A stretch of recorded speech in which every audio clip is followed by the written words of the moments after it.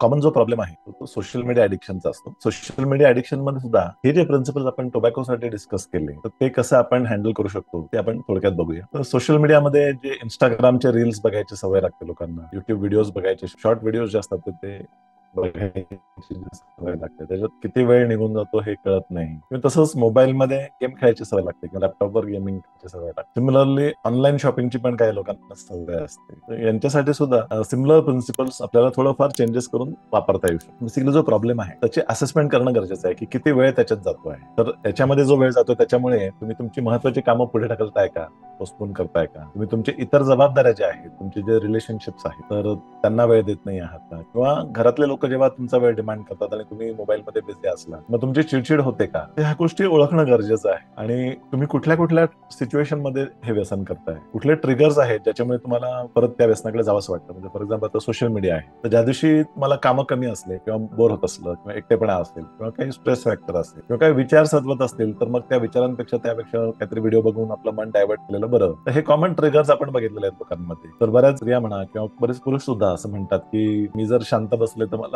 मागचे पुढचे विचार येतात, मला त्याच्याने माझं डोकं खराब होतं, म्हणून मी त्यापेक्षा फेसबुकचे व्हिडिओ बघते किंवा मी इंस्टाग्रामचे व्हिडिओ बघते आणि त्याच्यातनं तो वेळ निघून जातो. तर हा अंडरलाईन प्रॉब्लेम तो आहे, तर तो अँझायटी आणि डिप्रेशनचा प्रॉब्लेम आहे. तर त्याच्यावर सोल्युशन काढणं गरजेचं आहे. मला तात्पुरतं मन डायव्हर्ट करण्यासाठी मोबाईल बघतोय तर हे टेम्पररी सोल्युशन त्याला पूर्णपणे प्रॉब्लेम सॉल्व्ह करणार नाही. तर का विचार सतवत आहेत, कुठले प्रॉब्लेम तुमचे अनरिझॉल्व्ड आहे, कुठले पेंडिंग इश्यूज आहेत, कशावर काम करण्याची गरज आहे, किंवा अँझायटी डिप्रेशन असेल तर त्याची ट्रीटमेंट घेणं गरजेचं आहे. आणि ते करणं, ट्रीटमेंट केल्यानंतर बरेचसे प्रॉब्लेम सॉल्व्ह होऊ शकतात. तर हे ट्रिगर्स आयडेंटिफाय करून त्याच्यावर प्लॅन करायला पाहिजे की कशी मात करताय. तर बेसिकली आता गोल ठेवायला पाहिजे की जर तुम्हाला आता मोबाईल फोनची सगळ्यांनाच आवश्यकता आहे, कारण बरीचशी कामं व्हॉट्सअपवर पण होतात, मेसेज दिले जातात, स्कूल्समध्ये होमवर्क सुद्धा व्हॉट्सअपवर डिस्कस केलं जातं किंवा स्कूलचा विद्यार्थ्यांचा ग्रुप असतो, म्हणून मग टोटली ते बंद करता येणार नसतं माणसाला.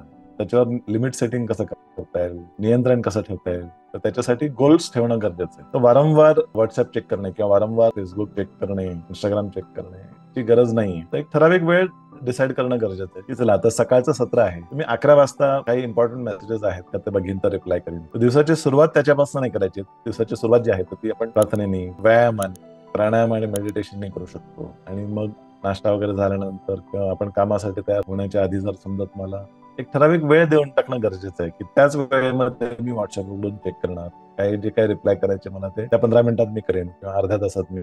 तर दिवसभरात वारंवार चेक करण्यापेक्षा अशी आता दुपारच्या सत्रात एक वेळ ठरवली की 4 वाजता मी उघडणार फोन आणि एक अर्धा तास मी त्याच्यासाठी देणार आहे की काय पेंडिंग रिप्लाय द्यायचे, कोणाला काय करायचं. तर त्यासाठी नोटिफिकेशन जे आहेत फोनचे ते सायलेंटवर ठेवणं फार गरजेचं आहे. कारण नोटिफिकेशन वाजला की माणूस मग मोह होतो, इच्छा होते की आपल्याला चेक करायला पाहिजे फोन. तर सगळे नोटिफिकेशन सायलेंटवर ठेवणं गरजेचं आहे. आणि अगदी वर्क रिलेटेड जर काही महत्वाचे नंबर असतील जिथून बॉस आहे किंवा सुपरवायझर आहेत तुमचे कोणी, काही इम्पॉर्टंट क्लायंट आहेत तर त्यांचा मेसेज मला लवकर कळणं गरजेचं आहे. त्याच्यासाठी तुम्ही एखादी स्पेसिफिक वेगळी रिंगटोन त्याच्यात तुम्ही ठेवू शकता. अशा पद्धतीने ठराविक वेळ जर त्याला नियोजित केली की ह्या अर्ध्या तासातच मी जे काही चेक करायचं ते करीन, त्या अर्धा तास संपल्यानंतर ते परत मी बाजूला ठेवून देईन, हे गरजेचं आहे. तर तुमचा फोनचा जो वापर आहे तर त्याचं यूज किती आहे हे ट्रॅक करण्यासाठी पण ऍप तुम्हाला सांगतात की तुम्ही दिवसभरात 7 तास फोन यूज केला, दिवसभरात तुम्ही 9 तास फोन यूज केला, तर हे पण त्या ऍप्सच्या माध्यमातून तुम्हाला कळतं. आणि ते ऍप जे आहे तुम्हाला रिमाइंडर पण देतात की समजा आता इंस्टाग्रामवर त्या ऍपमध्येच अशी सोय आहे की जर तुम्ही सेटिंग केलं की मला 10 मिनिटानंतर रिमाइंडर द्यायला द्या, 10 मिनिटं झालेले आहेत, टाइम इज अप,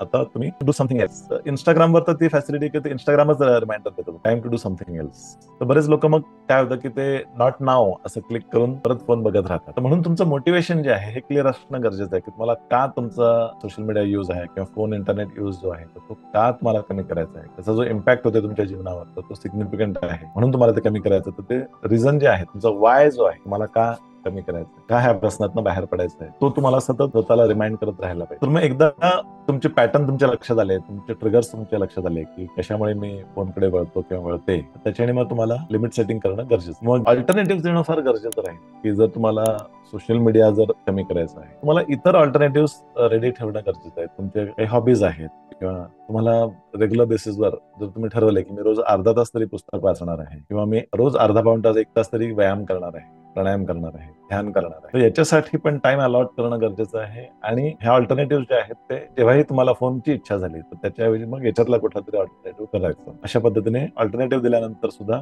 जे स्क्रीन ऍडिक्शन आहे तर ते कमी करू शकतो माणूस. दुसरं महत्वाचं काय आहे की स्क्रीनवर आपण लोकांशी कनेक्ट करतो, फेसबुकवर म्हणा किंवा इंस्टाग्रामवर म्हणा, व्हॉट्सअपवर. तर त्यापेक्षा तुम्ही ऍक्च्युअल कनेक्शन डेव्हलप करायला शिकायला हवं. ऍक्च्युअल लोकांशी तुम्ही संवाद साधायला शिकायला पाहिजे की 1 to 1 समोरासमोर किंवा फोन कॉलच्या माध्यमातून का होईना तुम्ही तुमचे हाडामासाचे जे मित्र आहेत, व्हर्च्युअल फ्रेंड्स पेक्षा जे जवळचे मित्र आहेत त्यांच्या ऍक्च्युअल टचमध्ये राहायला तुम्ही शिकायला हवं. तर जेव्हाही फोनवर व्हॉट्सअपवर काही कनेक्ट करण्यापेक्षा मग डायरेक्टली तुम्ही फोन केला किंवा भेटायला गेला तर अशा गोष्टी वाढायला हव्या. म्हणजे मग तुमचं फोनचं स्क्रीनचं ऍडिक्शन कमी होईल. आणि जसं प्राणायाम मेडिटेशनने सुद्धा जो सेल्फ रेग्युलेशन जे आहे, इमोशनल रेग्युलेशन आहे, बिहेव्हिअरल रेग्युलेशन जे आहे, तर त्याच्याने आपलं माइंडफुलनेस वाढतं मेडिटेशन प्रॅक्टिसने. तर आपल्याला लवकर लक्षात येतं की अरे आपण किती वेळ झाला की आपण याच्यात अडकलो. तर अशा पद्धतीने माइंडफुलनेस प्रॅक्टिसेस करून सुद्धा तुमचं सेल्फ अवेअरनेस आणि मोटिवेशन वाढू शकतं. आणि ऑफकोर्स फोनमध्ये जे अलार्मचं सेक्शन आहे, क्लॉक असतो, त्याच्यात मल्टिपल अलार्म्स तुम्ही लावायला हवे. तुम्ही एखादी गोष्ट करताय, जसं तुम्ही आता एक टाइम डेडिकेट केला की 4 वाजता मी व्हॉट्सअपचे मेसेजेस बघणार आहे किंवा फेसबुकवर काही मला रिप्लाय करायचं तर ते करणार आहे. तर ते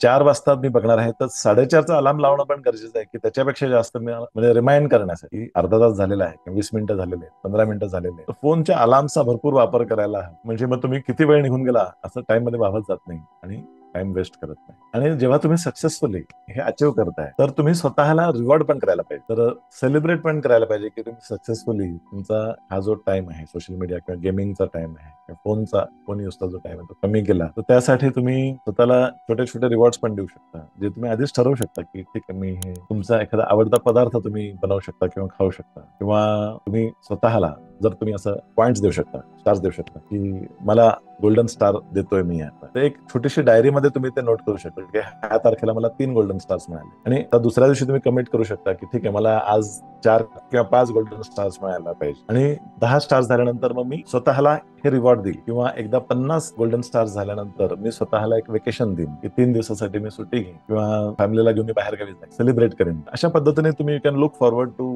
doing the things that you like. तर हे जे शहरातल्या लोकांना म्हणा किंवा जे लोकांना हे स्क्रीन ऍडिक्शन्स आहेत तर त्यांना हे प्रिन्सिपल्स कामाला येऊ शकतात. आणि रुटीन बदलणं गरजेचं आहे, लाईफस्टाईल बदलणं गरजेचं आहे. तर सकाळी सकाळी उठल्या उठल्या फोन हातात घेण्यापेक्षा ठरवायचं की आता उठल्या उठल्या 1-1.5 तास किंवा 2 तास तरी मी फोनकडे बघणार, पण जेवढा अलार्म वाजला सकाळचा तो बंद केला तर त्यावेळेस नंतर मग फोन बाजूला ठेवून द्यायचा आहे, वॉकला निघून जायचं आहे, जॉगिंग करायचं आहे किंवा सूर्यनमस्कार घालायचे, व्यायाम करायचा आहे. हे सगळं झाल्याशिवाय मी फोन हातात घेणार नाही असं तुम्ही एक रुटीन पण तयार करू. तर एक अकाउंटेबिलिटी पार्टनर असणं पण गरजेचं आहे की समजा तुमचं कोणी फॅमिली मेंबर आहे किंवा फ्रेंड्स आहेत किंवा वर्क ऑफिस मधले जे कलिग आहेत तर त्यांना तुम्ही सांगू शकता की तुम्हाला मी तो हक्क देत आहे की जर तुमच्या असं लक्षात आलं की मी एक्सेस टाइम सोशल मीडियावर किंवा फोनवर स्पेंड करतोय तर तुम्ही मला रिमाइंड करू शकता. तर असं अकाउंटेबिलिटी पार्टनर जर असेल तुम्ही ठरवलेला असेल तरी तुम्हाला ट्रॅकवर राहायला मदत. बाकी हे सगळं करून सुद्धा जर तुम्हाला जमत नसेल तुमचं ऍडिक्शन मधून बाहेर निघाला तर आमच्यासारख्या सायकॅट्रिस्ट किंवा जे काउन्सिलर्स असतात त्या काउन्सिलर्सची मदत घेणं चांगलं असतं. तर जे अंडरलाईन प्रॉब्लेम्स आहेत, एन्झायटी असेल, डिप्रेशन असेल, काही पर्सनॅलिटी डिफेक्ट्स असतील तर त्याच्यासाठी पण स्पेसिफिक काउन्सिलिंग किंवा औषधोपचार पण करून सुद्धा तुम्ही तुमचं फ्रेम ऑफ माइंड इम्प्रूव्ह करू शकता, तुमचं विल पॉवर स्ट्रेंथन करू शकता. तर अशा पद्धतीने तुम्ही वेगवेगळ्या पद्धतीने मदत घेऊन तुमचं जे व्यसन आहे त्याच्यातून बाहेर पडू शकता. लॉंग टर्म फायदे काय होणार आहे की त्याच्यावर पण तुम्ही फोकस करायचा आहे. जर तुम्ही अशा पद्धतीने जर वेळ वाचवू शकला तो वेळ तुम्ही चांगल्या ठिकाणी वापरला, तुम्ही रोज अर्धा पाऊण तास पुस्तक वाचलं तर त्याच्याने तुमची जी पर्सनल डेव्हलपमेंट होणार आहे त्याच्याने लॉंग टर्म तुमचे जे काही पर्सनल डेव्हलपमेंटचे काही गोल्स असतील, तर व्यायाम केल्याने तुमचे काही हेल्थ गोल्स असतील, वेट लॉस गोल्स असतील तर ते तुम्ही अचीव्ह करू शकाल. तर लॉंग टर्म गोल्स आणि बेनिफिट्स जे आहेत ते स्वतःला ते आठवण करून देत राहायला पाहिजे. एखादा कागदावर तो लिहून मला सारखं दिसेल अशा ठिकाणी ते लावायला पाहिजे. आणि स्वतःचं जे कमिटमेंट आहे तर ते टिकवून ठेवण्यासाठी तुम्ही डेली बेसिसवर रेझोल्युशन करणं, डेली बेसिसवर संकल्प करणं गरजेचं आहे. पॉझिटिव्ह अफर्मेशन वापरणं गरजेचं आहे. तर हे ऑनगोईंग प्रोसेस आहे. सेल्फ अवेअर राहणं गरजेचं आहे की प्रत्येक दिवस चॅलेंजिंग असू शकतो. One day at a time, आजच्या दिवस मला सतर्क राहायचं आहे, पाय घसरू द्यायचं नाही. असं वन डे ॲट अ टाइमचा फॉर्म्युला जो आहे, आज नको आता नको हा जो फॉर्म्युला आहे हे सगळं तुम्हाला ट्रॅकवर ठेवायला मदत करतं. जसं मी आधी म्हणालो की कुठलंही व्यसन असो, मग ते जुगाराचं व्यसन असो, गॅम्बलिंगचं व्यसन असो, पत्त्यांचं, ऑनलाईन गेमिंगचं किंवा ऑनलाईन गॅम्बलिंग असतं, बेटिंग असतं, ऑनलाईन शॉपिंग असतो किंवा इतर जे पदार्थांचं व्यसन आहे की दारूचं आहे, गांजाचं आहे, भांग आहे, इतर ड्रग्ज आहे, तर सगळ्यांना सिमिलर प्रिन्सिपल्स तुम्ही मॉडिफाय करून वापरू शकता. तर हे झालं आज आपण टोबॅको ऍडिक्शन बद्दल बोललो किंवा स्क्रीन ऍडिक्शन बद्दल बोललो. हे जे कॉमन ऍडिक्शन्स आहेत जे तुम्हाला तुमच्या आसपास दिसतील, तुमच्या घरात असतील, तुम्हाला असू शकतं स्क्रीन ऍडिक्शन, तर ह्या पद्धतीने तुम्ही ते टॅकल करू शकता.